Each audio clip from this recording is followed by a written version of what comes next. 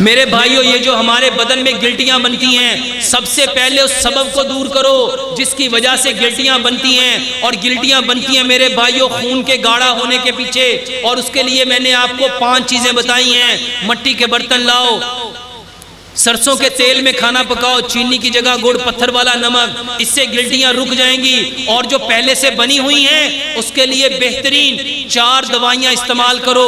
पहली दवाई 100 ग्राम कलवंजी और 100 ग्राम मेथी दाना लो, दोनों को बराबर मिकदार में मेरे भाइयों थोड़ा सा कूट लो, 1 चम्मच मिट्टी के गिलास में भिगो दो।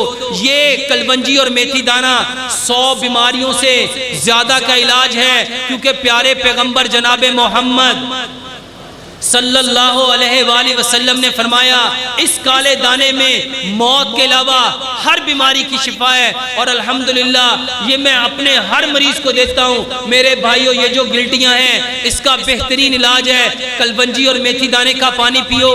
दूसरे नंबर पे 4 चीजें लो, अदरक, लहसुन, पुदीना, अनारदाना, ये बेहतरीन चीजें हैं जो आपके पेट को भी साफ करेंगी, आपके खून को भी पतला करेंगी और आपके जिस्म से कितने टॉक्सिन को निकालने में हेल्प आउट करेंगी। ये चटनी बनाओ बराबर मिकदार में, अदरक, लहसुन, पुदीना, अनारदाना, इसको बराबर मिकदार में और हस्बे ज़ायका सब्ज़ मिर्च मिला के इसकी चटनी बनाओ। और ये चटनी सुबह और दोपहर हर खाने के साथ 1 चम्मच खाओ। तीसरे नंबर पे मेरे भाइयों, दोपहर में 3 दिन जूस पियो, 1 दिन लौकी का रस पियो।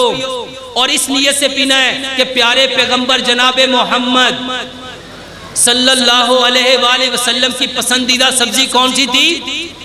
कद्दू था। मेरे भाइयों, ये कद्दू आपके जिस्म के अंदर जितनी एसिडिटी है, ये अल्कलाइन प्रॉपर्टी रखता है, आपके एसिड के साथ मिलके उसको न्यूट्रल करेगा।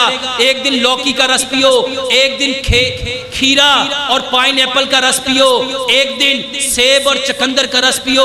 ये आपके खून को साफ भी करेंगे, आपके खून को पतला भी करेंगे और जो गिल्टियां बन चुकी हैं मेरे भाइयों उसको डिसॉल्व भी करेंगे। और चौथे नंबर पे दूध में बराबर मिकदार में हल्दी और दालचीनी लो, 1 चाय का चम्मच दूध के अंदर डालो, उसको अच्छी तरह पकाओ।